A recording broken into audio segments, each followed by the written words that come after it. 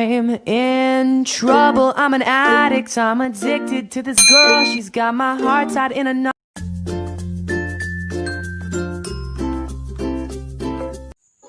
Assalamualaikum warahmatullahi wabarakatuh. Perkenalkan, nama saya Suci Nurul Anissa Husman, Stambuk B1C1 19058, kelas A, jurusan akuntansi, Universitas Salo Oleo. Di video kali ini saya akan membahas tentang merancang strategi pemasaran untuk pimpinan pasar, penantang pasar, pengikut pasar, penjuru pasar, dan juga untuk pasar global. Pada era pasar global seperti sekarang ini, adanya manajemen dan strategi pemasaran yang baik sangat berdampak signifikan bagi suatu perusahaan. Sebab dengan adanya manajemen pemasaran yang baik, perusahaan dapat bertarung di dalam kancah persaingan pasar serta mendapatkan laba atau keuntungan sebagaimana yang ditargetkan. Dalam strategi bersaing harus dilihat di mana posisi kita, apakah kita sebagai pimpinan pasar, penantang pasar, pengikut pasar, pencurug pasar, atau sudah ke pasar global. Nah, pertama saya akan membahas tentang bagaimana merancang strategi untuk pimpinan pasar. Apa yang dimaksud dengan pimpinan pasar? Nah, pimpinan pasar merupakan perusahaan yang biasanya mengungguli perusahaan lain dalam perubahan harga, pengenalan produk baru, jangkauan distribusi, dan intensi promosi. Pimpinan merupakan titik orientasi bagi para pesaing suatu perusahaan, baik untuk menantang, meniru, atau menghindarinya. Adapun strategi pimpinan pasar yang pertama yaitu memperluas pasar keseluruhan. Memperluas pasar keseluruhan yang dimaksud seperti pemakai baru. Setiap produk mempunyai potensi untuk menarik pembeli yang tidak peduli terhadap produk itu, atau yang menolak produk itu karena harga dan tidak adanya atribut-atribut tertentu. Seperti perusahaan yang paling sukses mengembangkan pemakai baru adalah Sampo Bayi, Johnson's Baby. Nah, mula-mula mereka bingung karena angka kelahiran menurun, tetapi mereka mengamati ternyata anggota baru yang lainnya juga menggunakan sampo bayi. Manajemen Johnson's Baby memutuskan melakukan kampanye iklan yang ditunjukkan oleh orang dewasa. Jadi, sampo ini menjadi merek nomor 1 dalam pasar sampo keseluruhan. Yang kedua itu penggunaan baru. Pasar dapat diperluas melalui penemuan dan mempromosikan penggunaan baru suatu produk. Yang ketiga, pemakaian tambahan. Strategi perluasan ketiga adalah meyakinkan masyarakat untuk menggunakan lebih banyak produk pada setiap kesempatan penggunaan. Selanjutnya itu mempertahankan pangsa pasar. Selain berusaha memperluas, pimpinan pasar harus terus mempertahankan terhadap serangan pesaingannya. Caranya yaitu yang pertama, pertahanan posisi. Kebanyakan ide dasar pertahanan adalah membangun suatu benteng yang dikelilingi daerahnya yang tidak dapat diruntuhkan. Yang kedua, pertahanan rusuk. Pemimpin pasar seharusnya tidak hanya menjaga daerahnya saja, tetapi juga bergerak membuat penjagaan di luar posnya untuk melindungi sisi yang lemah atau mungkin digunakan sebagai basis invasi untuk serangan balik. Yang ketiga, pertahanan mendahului. Gerakan pertahanan yang lebih agresif adalah melakukan serangan terhadap musuh sebelum musuh itu mulai menyerang. Pertahanan ini menyatakan lebih baik mencegah daripada mengobati.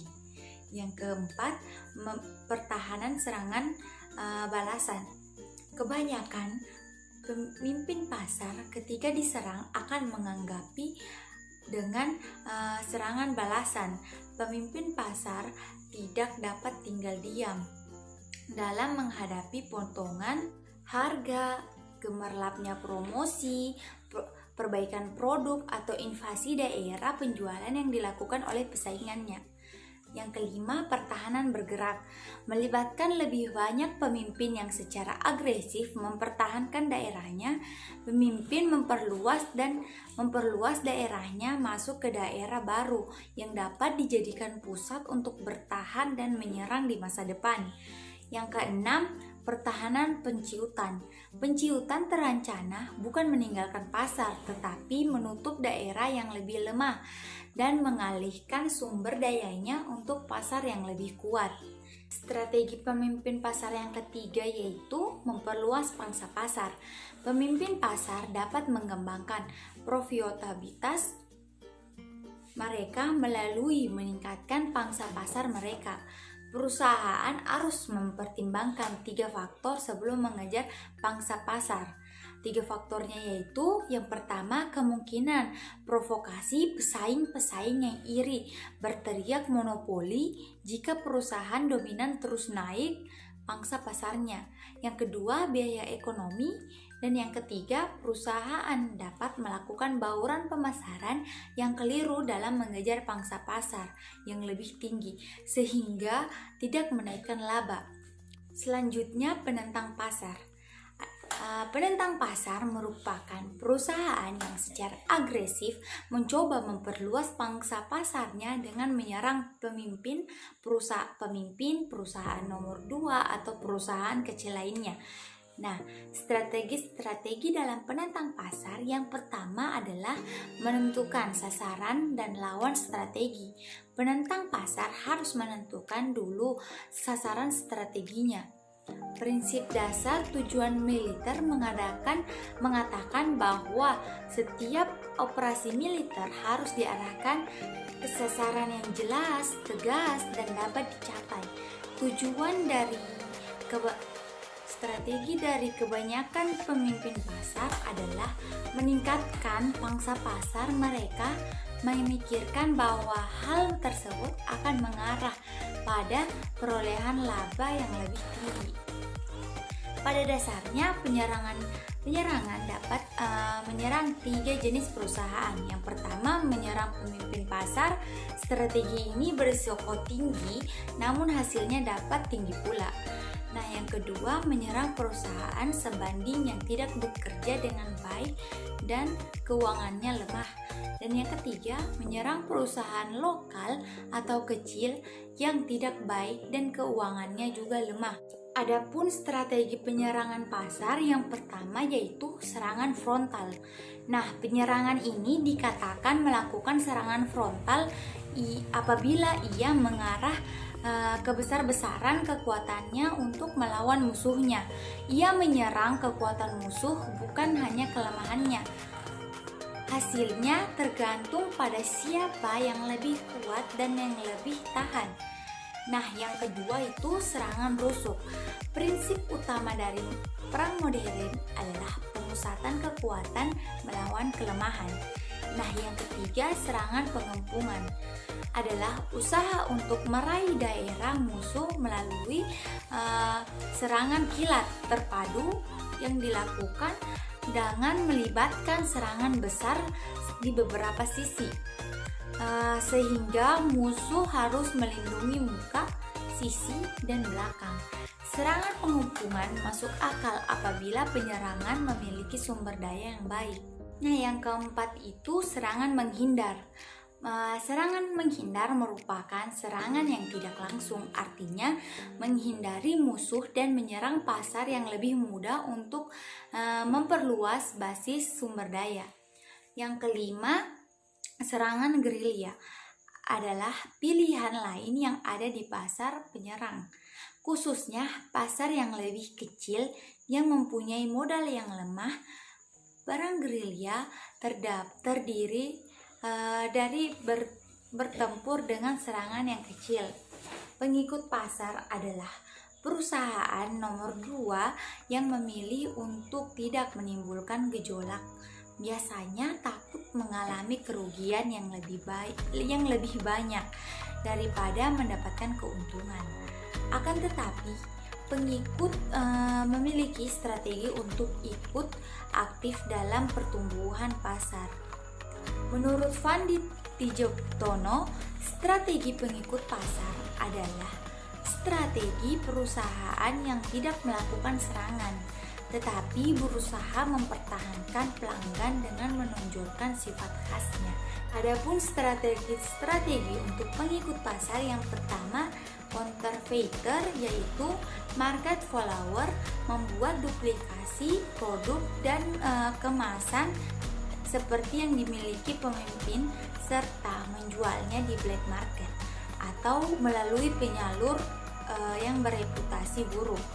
Yang kedua, penduplikat atau cloner.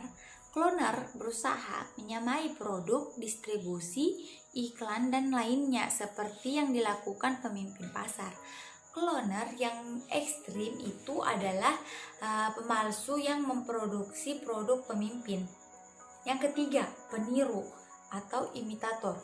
Imitator meniru beberapa hal dari pemimpin tetapi menjaga diferensiasi dalam kemasan, iklan, penetapan harga, dan lain sebagainya. Nah, yang keempat adalah pengubah atau adapter. Adapter mengambil produk pemimpin dan mengubah dan seiring pula memperbaiki produk tersebut. Adapter mungkin memilih menjual ke pasar yang berbeda dan menghindari konfrontasi langsung dengan pemimpin. Namun seringkali adapter tumbuh menjadi penantang masa depan. Nah, yang selanjutnya yaitu merancang strategi pemasaran untuk penjuru pasar. Perusahaan lebih kecil umumnya menghindari persaingan melawan perusahaan yang lebih besar. Penjuru pasar dapat menguntungkan karena penjuru pasar dapat mengetahui pelanggan sasaran dengan begitu baik. Penjuru memenuhi kebutuhan pelanggan yang lebih baik dibandingkan perusahaan lain yang menjual ke ceruk ini secara biasa. Strategi pemasarannya melibatkan penargetan area spesialis di pasar. Secara tradisional, bisnis akan menargetkan segmen pasar tertentu, di mana perusahaan besar tidak tertarik masuk ke dalamnya. Perusahaan besar itu tidak mau masuk karena mungkin tingkat keuntungan yang diperoleh terlalu kecil relatif terhadap ukuran bisnis mereka. Biasanya, segmen ini memiliki tingkat persaingan yang relatif longgar dan memungkinkan perusahaan untuk menetapkan harga premium. Bauran pemasaran dibuat khusus agar sesuai dengan kebutuhan dan keinginan pelanggan di pasar ceruk. Ini tentu membutuhkan pendekatan pemasaran yang jauh lebih berbeda dibandingkan dengan di pasar massal. Mengingat fakta bahwa ada yang lebih sedikit pelanggan potensial, perusahaan harus dapat merancang secara sempurna penawarannya sehingga memberikan tepat apa yang diminta oleh pelanggan. Selain strategi-strategi yang sudah dijelaskan di atas, terdapat juga strategi pemasaran pasar global. Nah, pemasaran global adalah pemasaran yang berskala seluas dunia. Peluang pasar selalu terbuka bagi para pelaku usaha, tak terkecuali di pasar ekspor. Yang penting mesti kreatif dan mau berinovasi dalam mengembangkan pasar. Pelaku usaha yang tangguh tentu tidak mudah ditenggelamkan oleh setiap perusahaan bertantangan bisnis meski tantangan yang datang semakin berat. Pasar global juga memiliki strategi-strategi pemasaran, yaitu yang pertama, melakukan ekspor. Ekspor merupakan kegiatan produksi barang di suatu negara dan menjual hasilnya di negara lain. Ada dua aktivitas ekspor, yaitu yang pertama ekspor tidak tetap, yaitu ekspor yang merupakan suatu kegiatan ekspor yang hanya dilakukan apabila ada permintaan dari konsumen dari negara lain. Nah, yang kedua, ekspor aktif, yaitu komitmen perusahaan untuk mengembangkan ekspor. Perusahaan membuat produknya di negara sendiri. Ekspor aktif juga terjadi apabila perusahaan tersebut mempunyai komitmen untuk melakukan ekspansi ke pasar tertentu. Yang kedua, menegosiasikan kesepakatan waralaba atau franchise atau lisensi. Nah, penjualan lisensi berarti perusahaan penjual lisensi membuat kontrak persetujuan dengan pembeli lisensi bahwa lisensi memperoleh hak untuk menggunakan properti industri seperti paten, merek dagang, dan hak cipta. Keterampilan teknis, studi kelayakan manual, dan saran yang bersifat teknis dan lain-lain itu desain arsitektural dan teknikal atau kombinasi hal-hal tersebut dengan membayar fee atau royalti tertentu kepada lisensor. Yang ketiga, membentuk usaha patungan. Membentuk usaha patungan adalah perjanjian kemitraan partnership atau antara investor asing dan investor lokal setempat untuk mendirikan usaha lokal. Yang keduanya berbagi kepemilikan dan pengendalian. Membentuk usaha patungan ini adalah sebuah strategi masuk untuk sebuah pasar host country di mana pihak mitra lokal memiliki kepemilikan bersama dalam sebuah perusahaan yang baru dibentuk. Nah, yang keempat itu melakukan investasi langsung di negara lain. Strategi investasi langsung ini sebagai wholly owned subsidiaries, yang itu strategi masuk ke host country dengan cara mendirikan sebuah anak perusahaan. Kepemilikannya 100% dipegang oleh perusahaan. Nah, dalam pelaksanaannya dapat dilakukan dengan cara mendirikan sebuah perusahaan baru atau melakukan pembelian atau akuisisi perusahaan yang telah ada di host country tersebut. Nah, yang kelima, membuka kantor perwakilan atau cabang. Dan yang keenam itu melakukan akuisisi perusahaan lain. Akuisisi adalah pengambilan kepemilikan atau pengendalian atas saham atau aset suatu perusahaan oleh perusahaan lain.